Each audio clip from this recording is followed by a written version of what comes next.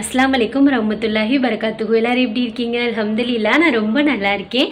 Saturday Sunday எப்படி போகுதுன்னே தெரியாதுல்ல, அதே மாதிரி தான் இன்றைக்கி சாட்டர்டே போயிடுச்சு, சண்டே ஒரு நாள் தான் இருக்குது.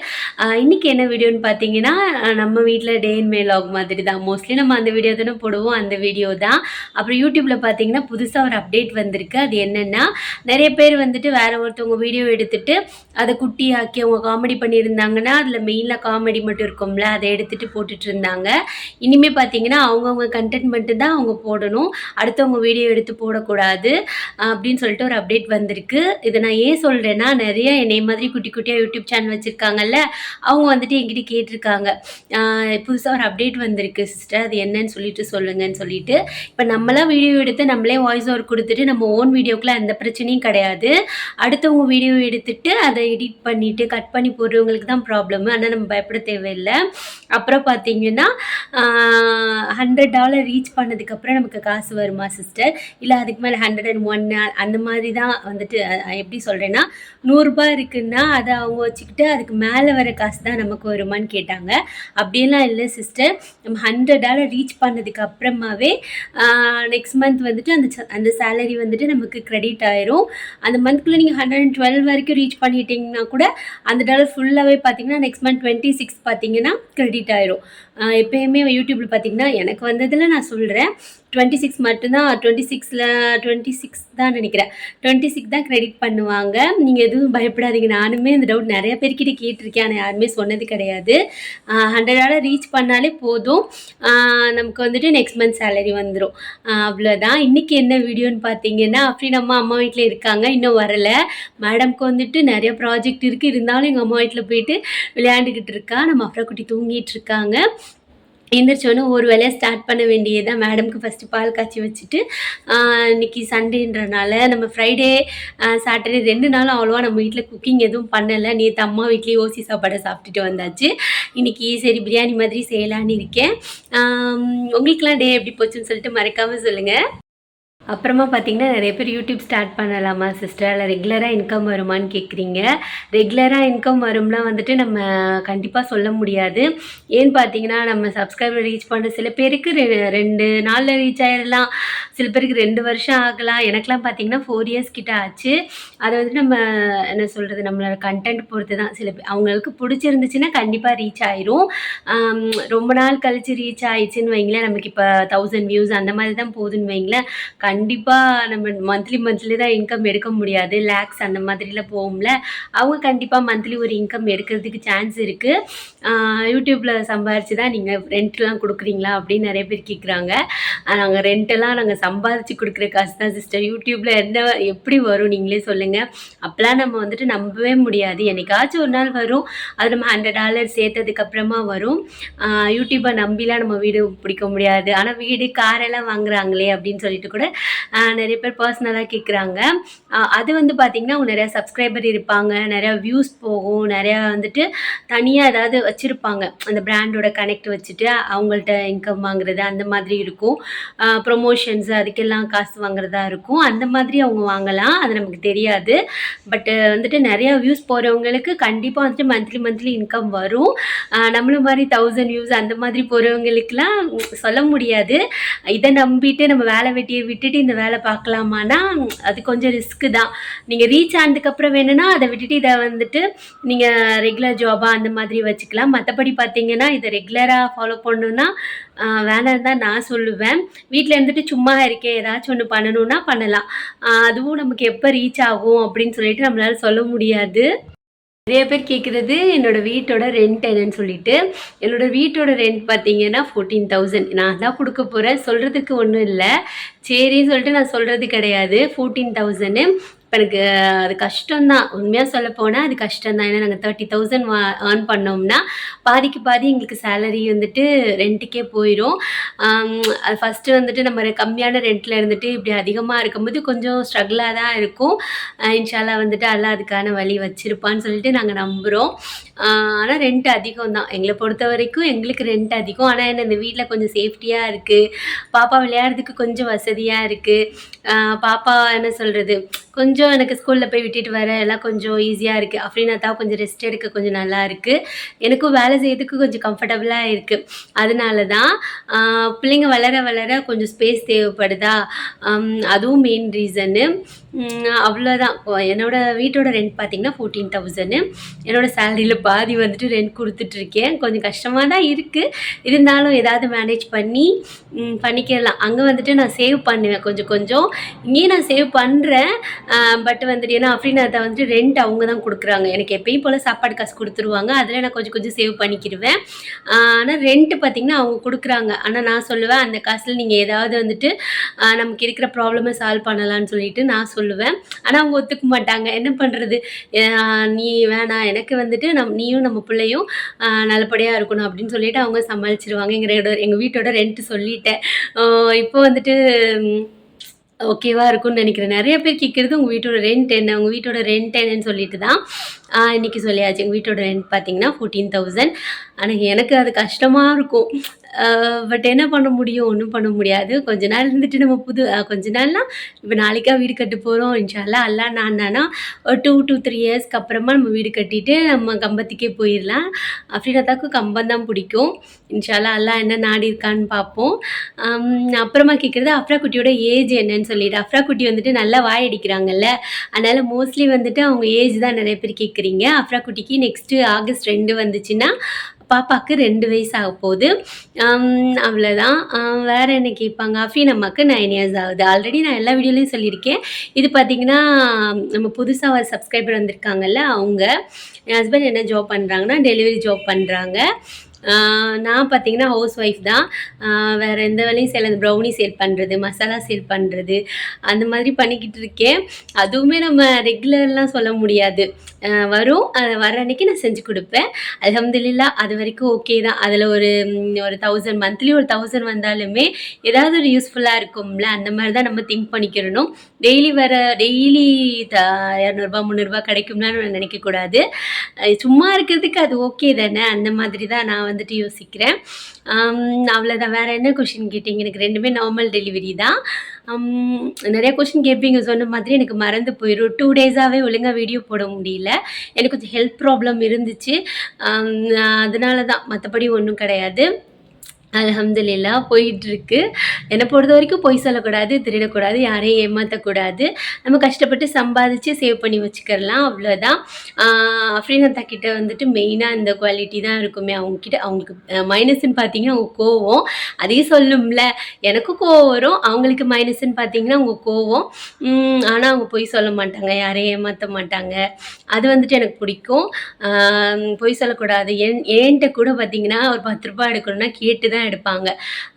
அந்த குவாலிட்டி பிடிக்கும். கேட்காம எடுத்துகிட்டு போகிறது, தெரியாமல் எடுத்துகிட்டு போகிறது, அதெல்லாம் ஒய்ஃப் தானே அப்படின்னு சொல்லிட்டு கூட எடுத்துகிட்டு போக மாட்டாங்க. அதெல்லாம் எனக்கு பிடிக்கும். அவ்வளோதான். சரி, நம்ம வீடியோக்குள்ளே போகலாம். நம்ம எங்கேயாவது பேசி எங்கிட்டாச்சும் போயிடுது டாப்பிக்கு. இப்போ நம்ம வந்துட்டு சண்டே நம்ம வீட்டில் எப்படி போச்சுன்னு சொல்லிட்டு பார்க்கலாம். இன்றைக்கி நம்ம வீட்டில் என்ன செய்ய போகிறது தெரியுமா? பிரியாணி செய்ய போகிறேன். யார் 2 டேஸாக நம்ம வீடியோ மிஸ் பண்ணுறவங்க இருப்பீங்கள்ல, அவங்க மறக்காமல் சொல்லுங்கள். நம்ம வீடியோ மிஸ் பண்ணிங்கன்னா நிறைய பேர் அஃப்ரா குட்டி அஃப்ரீன் அம்மா மிஸ் பண்ணுறதுன்னு தான் சொல்லுவாங்க. யாஸ்மினை வந்துட்டு யார் மிஸ் பண்ணுறீங்கன்னு சொல்லுங்கள். இது வந்துட்டு அஃப்ரா குட்டி சேனலாகவே மாறி போச்சு. ஏன்னா அந்த அம்மா தான் இப்போ நல்லா வாய் அடிக்கிறாங்க. நேற்று நல்லாவே போனேன். ஒரு 10 நிமிஷம் தான் போயிருப்பேன். அவையோ பேசிக்கிட்டே இருக்கா. அதோட அவங்க அத்தா வந்துட்டாங்களா, சரி அவங்களுக்கு சாப்பாடு வச்சு கொடுக்கணும்ல, வேலைக்கு போயிட்டு வந்திருக்காங்கன்னு சொல்லிட்டு கட் பண்ணியாச்சு.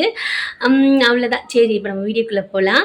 அங்கிட்டு துணி வாஷிங் மிஷினில் போட்டுட்டு இங்கிட்டு நம்ம குக்கிங் வேலையை ஸ்டார்ட் பண்ணலாம். இன்றைக்கி நம்ம மேக்ரூன் இருக்கும்ல, அது ட்ரை பண்ணலான்னு இருக்கேன். நம்ம வீட்டு அந்த பிளெண்ட் பண்ணுவோம்ல, அது இல்லை. மவுசன் இருக்க வீட்டில் கடன் வாங்கி இன்றைக்கி எப்படியாவது ட்ரை பண்ணணும். அஃப்ரீனமோட ஃபேவரெட். இன்றைக்கி செஞ்சு வச்சுட்டோன்னு வைங்களேன், நாளைக்கு வந்துட்டு அவள் ஸ்கூலுக்கு போகும்போது எடுத்துகிட்டு போயிடுவா. அதனால தான். உங்களுக்கு நம்ம வீடியோ பிடிச்சிருந்துச்சுன்னா மறக்காமல் லைக் பண்ணுங்கள், ஷேர் பண்ணுங்கள், உங்கள் ஃப்ரெண்ட்ஸ் கிட்டலாம் சொல்லுங்கள். அவ்வளோதான். பிடிச்சா சொல்லுங்கள். அதே மாதிரி உங்களுக்கு டைம் இருந்தால் பாருங்கள், இல்லைன்னா பரவாயில்ல. அவ்வளோதான். நம்ம வீடியோக்குள்ளே போகலாம்.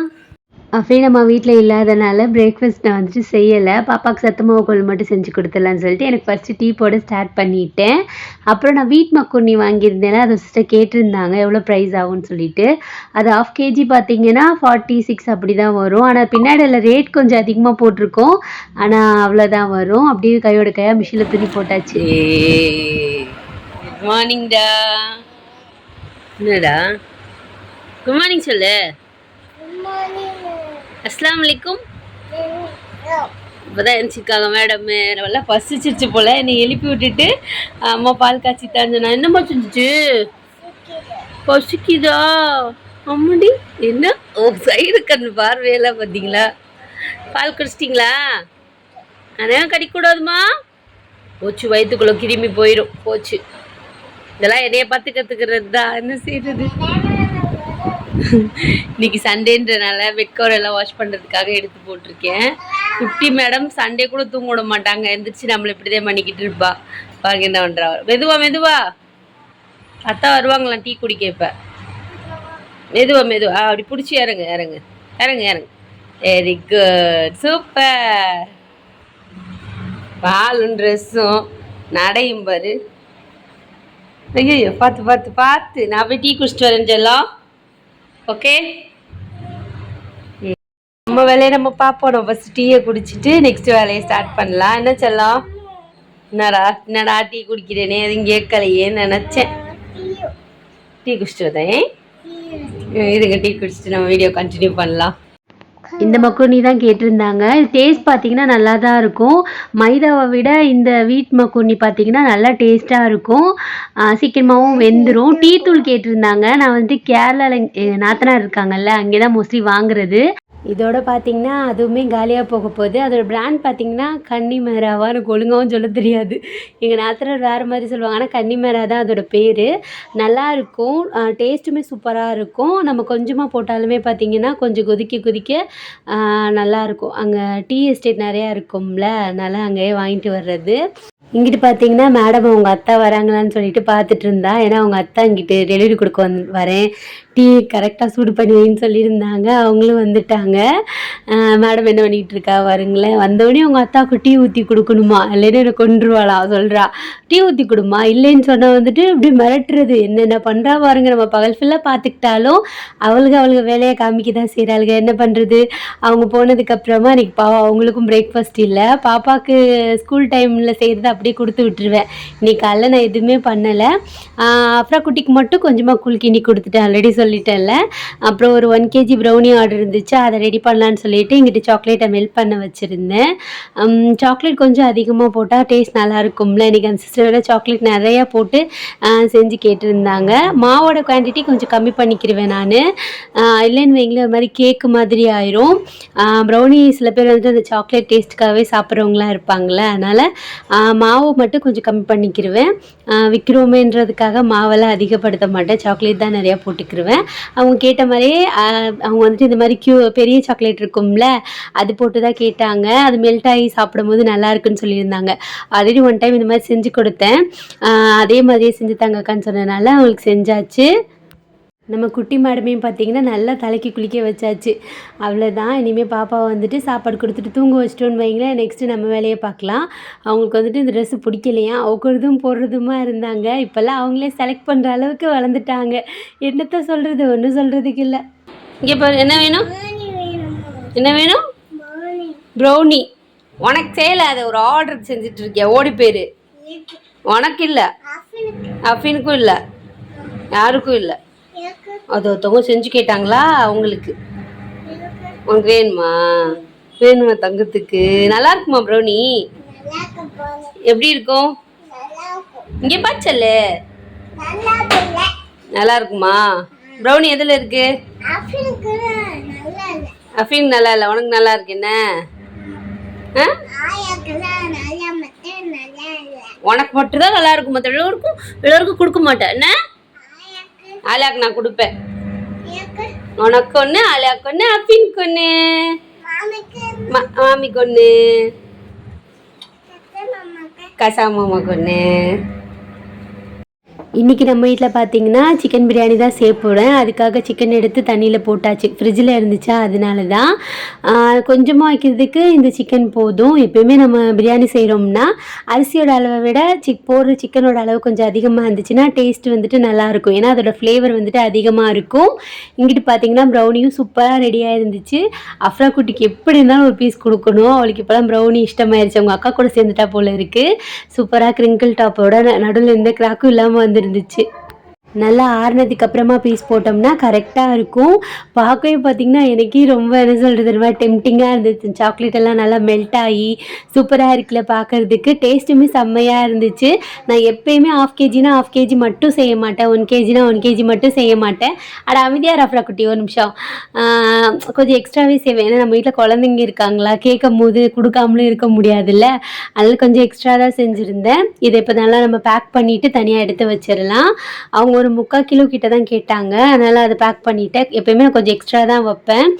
அதே மாதிரியே பேக் பண்ணிவிட்டு மீதம் இருக்கிறது பார்த்திங்கன்னா நம்ம டேஸ்ட் பண்ணோம்ல, அதுக்காக நானும் அஃப்ரா குட்டி ஒரு பீஸ் சாப்பிட்டுட்டு அஃப்ரீனாமாக்கும் உங்கள் அத்தாக்கு எடுத்து வச்சுட்டோம்.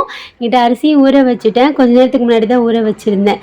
இப்போ வந்துட்டு நம்ம குக்கிங்கை ஸ்டார்ட் பண்ணலாம். இஞ்சி பூண்டு பேஸ்ட் அரைச்சிட்டு எப்பயும் போல் கடாய் காய வச்சு எண்ணெய் ஊற்றிட்டு ஸ்பைசஸ் எல்லாம் ஆட் பண்ணிக்கிடலாம். வெங்காயம் வதங்குறதுக்குள்ளே நம்ம இஞ்சி பூண்டு அரைச்சிட்டு வந்துடலாம். அப்படி தான் வந்து நம்ம டைம் சேவ் பண்ண முடியும். வெங்காயம் வதங்கட்டும். மணி பார்த்திங்கன்னா இப்போ 1 மணி ஆயிடுச்சு. இன்றைக்கி நான் ரொம்ப லேட்டாக குக் பண்ணுறது பார்த்திங்கன்னா இன்றைக்கி தான். சரி அப்படின்னா தான் கொஞ்சம் லேட்டாக தான் வருவாங்களா, இன்றைக்கி சண்டேன்றதுனால கொஞ்சம் லேட்டாக தான் வருவாங்க, அதனால் பிரச்சனை இல்லை. அங்கிட்டு பார்த்தீங்கன்னா மிஷினில் துணி போட்டிருக்கேன். அதான் அப்படியே அந்த வேலையை முடிச்சிட்டது. வீட்டில் ஒரு பெனிஃபிட் என்னென்னா, நம்ம குட்டி வீட்டில் இருக்கும்போது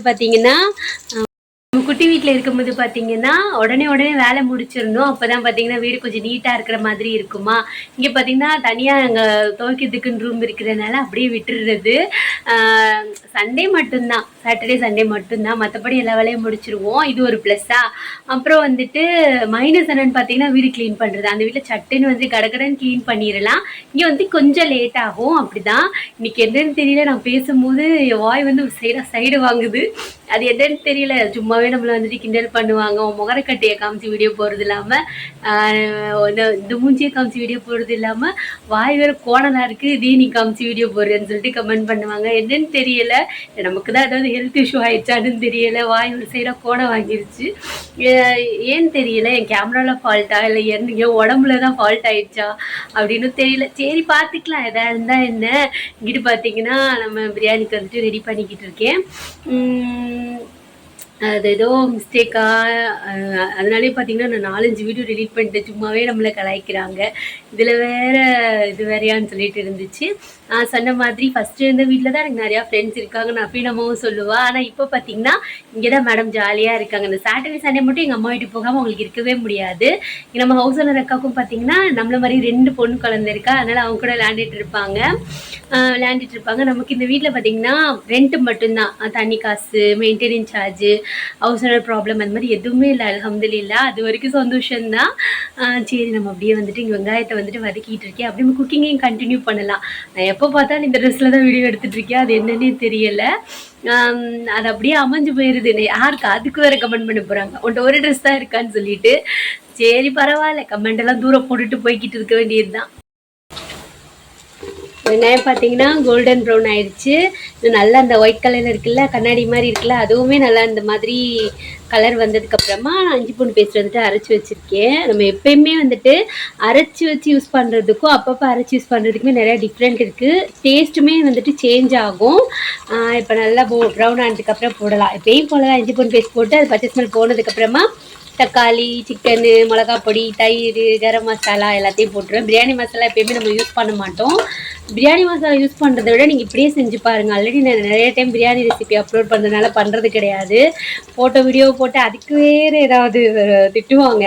அதனால தான் பயப்படுறது கிடையாது திட்டுறதுக்கு. அன்வான்டாக எதுக்கு வச்சுக்கிறணும், உங்களுக்கும் போர் அடிச்சிச்சின்னா அதனால தான். வீடியோவில் உங்களுக்கும் அப்படி தான் தெரியுதான்னு சொல்லுங்கள். என்னன்னு தெரியல, எனக்கு தான் ஏதோ ப்ராப்ளமா, வாய்க்கு ஏதோ பிரச்சனை ஆயிடுச்சு. யாரோ சொல்ல போகிறாங்க வாய் ஓவராக பேசியிருப்பேன், வாய் உடச்சிட்டாங்க யாரோ அப்படின்னு சொல்ல போகிறாங்க. சரி பார்த்துக்கலாம். இஞ்சி பூண்டு பேஸ்ட்டை போட்டுக்கலாம்.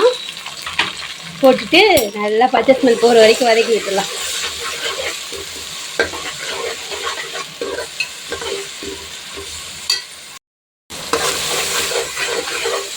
ரொம்ப நாளைக்கு அப்புறம் இன்றைக்கி தான் பார்த்தீங்கன்னா நம்ம வீட்டில் எல்லா வேலையும் லேட்டாக பண்ணுறேன். மணி இப்போ 1:30 மணி ஆயிடுச்சு. அப்ரா குட்டியை குளித்து தூங்க, அப்ரா குட்டியோட வேலை முடிஞ்சிருச்சு. அவங்களுக்கு சாப்பாடு கொடுக்குறது அந்த மாதிரி வேலையெல்லாம் முடிஞ்சு வச்சு. ஆனால் வீடு க்ளீன் பண்ணுற வேலை இருக்குது. இன்றைக்கி கொஞ்சம் தூசியெல்லாம் தட்டி விடுவேன் சாட்டர்டே சண்டேல. அதெல்லாம் இனிமேல் தான் பண்ணணும். கீழே பார்த்தீங்களா கேவலத்துலேயும் கேவலமாக கிடக்கும். ஹால்லாம் ஒரே ஓகேவாக தான் இருக்கும். ஆனால் ஃபேன்லாம் பார்த்திங்கன்னா தொடச்சி விடணும். அங்கே எங்கே தூசி இருந்துச்சுன்னா தட்டி விடணும். நம்ம குட்டி மேடம் வந்துட்டு தூங்கிட்டு இருக்காங்க. சவுண்ட் கேட்டோன்னே எந்திரிச்சிட போகிறா. பெட் கவர் போடுறது ரூமையும் பார்த்திங்கன்னா தூசியை கொஞ்சம் தட்டி விடுவேன். ஏன்னா நாளைக்கு நாளைக்கு மண்டே எப்படி வளர்றேன் பார்த்தீங்களா? அந்த வீடியோ எப்படி இருக்குன்னு தெரியலை, இஷ்டத்துக்கு எடுத்துக்கிட்டு இருக்கேன். பார்த்திங்கன்னா இதையும் க்ளீன் பண்ணணும், பெட் கவர்லாம் சேஞ்ச் பண்ணணும். அப்படி இப்படியே கிடக்கு வீடு. இதெல்லாம் மேட்டெல்லாம் இன்றைக்கி துவைக்கிற டே, அதெல்லாம் துவைக்கணும். நான் நீட் பண்ணிட்டு இந்த பக்கெட்லாம் இருக்கும்ல அதெல்லாம் எடுத்துட்டு பெருக்கணும்.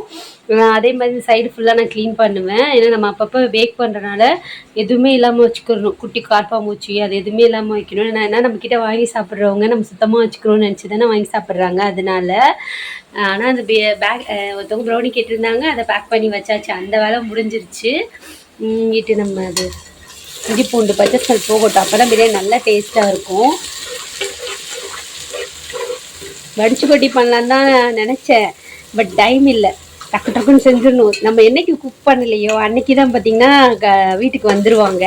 அதனால் நம்ம ஏதாவது சாப்பாடு கொஞ்சம் தம்பில் இருக்குன்னு சொன்னாலும் கொஞ்சம் அட்ஜஸ்ட் பண்ணிக்கிடுவாங்க. அதனால தான் ரெடி. நான் ஒரு மிஷின் துவைச்சிட்டேன். அஃபீனாத்தாவோட ரெயின் கோட் இந்த மலையில் போட்டு போனதால் அது கிடக்கு. ஆல்ரெடி இன்னொரு ரெயின் கோட்டும் அழுக்காக இருந்துச்சு, அதையும் துவைக்கிறதுக்காக போட்டிருக்கேன்.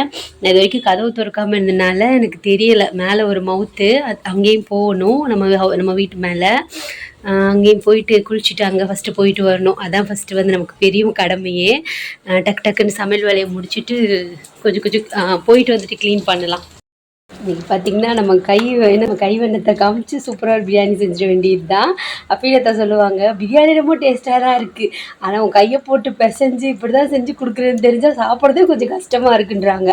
அது எப்படி நம்மளோட கையில் இருக்கிறது என்ன சொல்கிறது, சாப்பாடே குழந்தைங்களுக்கு கையில் விட்டினா தான் நம்ம கையில் இருக்கிற சத்து குழந்தைக்கு போகுமா. அதே மாதிரி தான் நம்ம குக் பண்ணும்போது நம்ம கையை வச்சு இந்த மாதிரிலாம் சில பல வேலைகள் செஞ்சால் தான் டேஸ்ட்டாக இருக்கும்.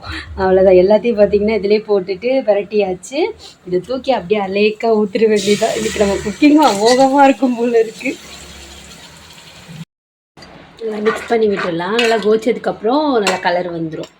இதுக்குன்னு பிரியாணிக்கு கலர்லாம் பார்த்திங்கன்னா தனியாக எதுவும் போடுறதில்ல. இன்றைக்கி ஒரு கப்பு தான் ரைஸு, அதுக்கு அது தகுந்த மாதிரி தான் சிக்கன் போட்டிருக்கேன். ஒரு வழக்கு தான் அரிசி போட்டிருக்கேன், அது தகுந்த மாதிரி சிக்கன் போட்டாச்சு. நல்லா கொதிச்சு வரட்டும், மூடி வச்சுருவோம். இங்கிட்டு நல்லா எண்ணெய் பிரிஞ்சு கொதிக்கிறதுக்குள்ளே இங்கிட்டு நான் தயிர் பச்சடி ரெடி பண்ணிட்டேன். எனக்கு தயிர் பச்சடி அவ்வளோ இஷ்டம் இருக்காது, ஆனால் அஃப்ரீனுக்கு, அஃப்ரா குட்டிக்கு, அவங்க அத்தாக்கு 2 பேரும் பார்த்திங்கன்னா அவங்க அத்தா மாதிரி வந்துட்டாங்க. தயிர் பச்சடி ரொம்ப போட்டு சாப்பிடுவாங்க. ஆனால் அவங்களுக்கு மட்டும் செஞ்சுட்டேன், அவ்வளோதான். இன்றைக்கி சைட் டிஷ் பார்த்திங்கன்னா இது மட்டும்தான். நல்லா கொதிக்க ஸ்டார்ட் ஆயிடுச்சு. நல்லா கொதிச்சு எண்ணெயெல்லாம் பிரிஞ்சு வரும்ல, அப்போ வந்துட்டு தண்ணி ஊற்றினோம்னா கரெக்டாக இருக்கும். சிக்கன் வந்துட்டு ஒரு 3/4 அளவுக்கு குக்கானா ரைஸ் போடும்போது ஃபுல்லாகவே குக் ஆயிரும். அவ்வளோதான், நம்ம பிரியாணி ரெடி ஆயிடுச்சு. இன்றைக்கி முட்டை இல்லை, நம்ம வீட்டில் முட்டைக்கு லீவ் விட்டுருக்கேன், போனால் போகுதுன்னு சொல்லிட்டு லீவ் விட்டுருக்கேன். நல்லா கொதிக்குது, வாசனையாக இருக்குது. நல்லா கொதிக்கிட்டோம். சூப்பராக இன்றைக்கி ஒரு என்ன சொல்கிறது, கடன்னு சட்டுன்னு ஒரு பிரியாணி ரெடி பண்ணிட்டோம். கடைசியில் எப்படி இருக்குதுன்னு சொல்கிறேன். சிக்கன் பார்த்திங்கன்னா ஒரு 45% 45% குக் ஆகிடுச்சு. இப்போ வந்துட்டு நம்ம அரிசியை போடலாம். பார்த்திங்கன்னா அப்படி தான் இருக்குது. நல்லா இருக்குல்ல பார்க்குறதுக்கு. டேஸ்ட்டுமே சிம்பிளாக வைக்கிறதே மோஸ்ட்லி டேஸ்ட் நல்லா தான் இருக்கும். நிறையா மசாலாவை போட்டோன்னு வைங்களேன், ஒரு மாதிரி மசாலாவாயிரும். ஒவ்வொருத்தருக்கும் ஒவ்வொரு பிடிக்கும்ல.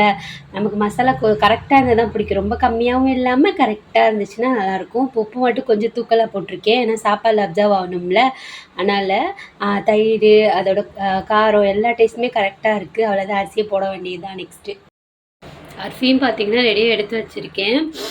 இங்கிட்டு பாத்திரம் அது கொதிக்கிறதுக்குள்ளே இங்கிட்டு நான் பாத்திரம்லாம் கழுவிட்டேன். அவ்வளோதான், கொஞ்சம் க்ளீனிங் ஒர்க் முடிச்சதுக்கப்புறமா நம்ம வீடு எப்படி இருக்குதுன்னு பார்க்கலாம். இப்போ பார்த்திங்கன்னா இப்படி தான் இருக்கும். கீழெல்லாம் ஒன்றும் நான் க்ளீன் பண்ணல, அதெல்லாம் இருக்குது. கொதிச்சிச்சு, நம்ம அரிசியை போட்டுடலாம். கையாக இங்கிட்ட அடுப்பு துடைக்க வந்துட்டு நேற்று ஒரு ரீல்ஸ் பார்த்தேன். சுட இங்கே அடுப்பு இருக்கும் போதே உங்களுக்குலாம் துடைக்கணுமா, அந்த அடுப்பை தொடக்கும் பைத்தியம்னு பார்த்தேன். சுட இங்கிட்டு அடுப்பில் வேலை இருக்கும் போதே இங்கிட்டு துடைக்கிற பைத்தியம்னு சொல்லிட்டு, அந்த மாதிரி பைத்தியம் தான் நானுமே. அதை அப்படியே பழகி போச்சு. நம்ம அடுப்பு மேலே வந்துட்டு நல்லா தொடச்சி விட்டுறலான்னு சொல்லிட்டு காலைல பார்த்திங்கன்னா பால் பொங்கி அது ஒரு வேலை வச்சிருச்சு. இது நல்லா துடைக்கணும். நல்லா சோப் போட்டு இங்கே தேய்ச்சிட்டேன். இதெல்லாம் கலட்டணும். ஒரு நாளைக்கு அப்படின்னு அந்த வீட்டில் இருக்கும்போது நல்லா கலட்டிட்டு அது ஃபுல்லாக டீப் க்ளீன் பண்ணணும். ஆல்மோஸ்ட் க்ளீன் பண்ணிடுவேன், ஆனால் அது கலட்டி க்ளீன் பண்ணோம்னா இன்னமும் நல்லாயிருக்கும். அதனால தான் அந்த மாதிரி ஒரு பைத்தியம் தான் நான். வந்து இப்படியே பார்த்தீங்களா அடுப்பு எரியுதுல, நாங்கள் அப்படியே தொடச்சிக்கிட்டு இருப்போம். எங்கள் அம்மாவும் திட்டுவாங்க, பட் அதனால் சேஞ்ச் பண்ணிக்க முடியலையே, மாற்றவும் முடியல. இந்த சாப்பாடு பிரியாணி பார்த்திங்கன்னா சூப்பராக கொதிச்சிட்ருக்கு. ரொம்ப கிளற வேணாம், லைட்டாக கிளறிட்டு விட்டுடலாம், ஏன்னா அரிசி உடஞ்சி போயிடுமா, அதனால தான். நான் வாங்குறது யூனிட்டி வாங்குவேன், இல்லைனா லூஸில் கூட 100 ரூபாய் அரிசி நிற்பாங்க, அதுவுமே வாங்கிக்கிடுவேன். ரெண்டுமே நான் வாங்கிக்கிடுவேன். அப்புறம் இப்போ வந்துட்டு என்ன வேலை பார்க்க போகிறேன்னா, நம்ம ரூம்பு வளரனே ரூமும் ஹால் இருக்குல்ல, அதை வந்துட்டு நீட் பண்ணிடலாம். இது வத்தத்துக்குள்ளே நம்ம நீட் பண்ணிடலாம். நம்ம சமையல் வேலை செஞ்சுட்டு இருக்கும்போது அங்கிட்ட இங்கிட்ட எல்லா வேலையும் கொஞ்சம் முடிச்சிடணும், அப்போ கொஞ்சம் டைம் சேவ் ஆகும். அப்படி தான் நான் சேவ் பண்ணுறேன்.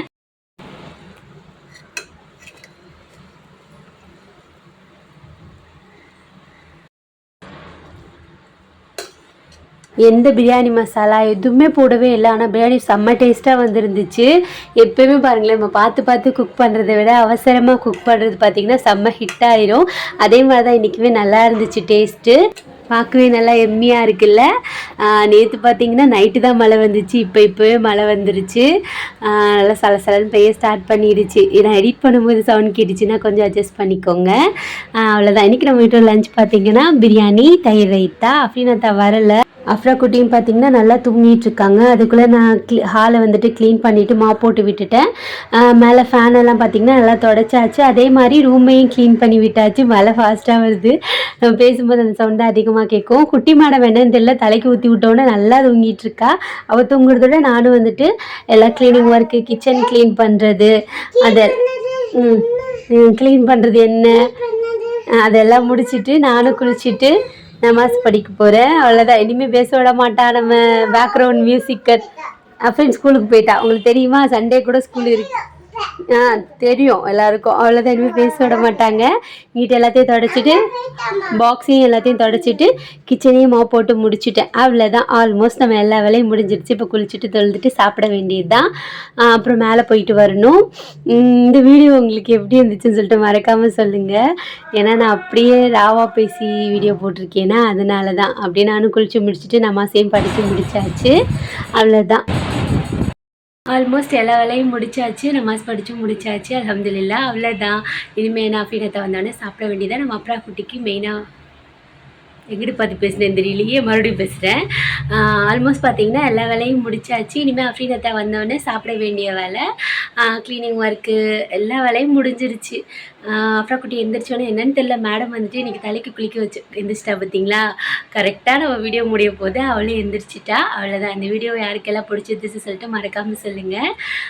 நல்லா இருந்துச்சான்னு சொல்லுங்கள். மோஸ்ட்லி இதில் வாய்ஸ் ஓவர் அவ்வளோவா இல்லாமல் என்ன சொல்லுது, ரியாலிட்டியாக எடுப்போம்ல, வாய்ஸ் ஓவர் ரியாலிட்டியாக எடுப்போம்ல, அந்த மாதிரி எடுத்திருக்கேன். பிடிச்ச மறக்காமல் சொல்லுங்கள். ஆல்மோஸ்ட் வீட்டில் எல்லா வேலையும் முடிஞ்சிருச்சு. பாருங்கள், எல்லாம் கிச்சன்லாம் க்ளீன் பண்ணியாச்சு, சாப்பாடு ரெடி ஆகிடுச்சு. அவங்க வந்தாலும் சாப்பிட வேண்டியதாக, பாத்திரம் கழுவியாச்சு, அந்த மாதிரி எல்லா வேலையும் முடிஞ்சு போச்சு. அப்புறம் குட்டியும் எந்திரிச்சிட்டாங்க. மேடம் எந்திரிச்சிட்டாங்க. அஸ்ஸலாமு அலைக்கும். அம்மா மேலே போயிட்டு வருவோம். அம்மா மேலே போயிட்டு சலாம் சொல்லிட்டு வருவோமா? வாங்க. அவ்வளோதான். அஸ்ஸலாமு அலைக்கும் வரஹ்மத்துல்லாஹி வபரகாத்துஹு.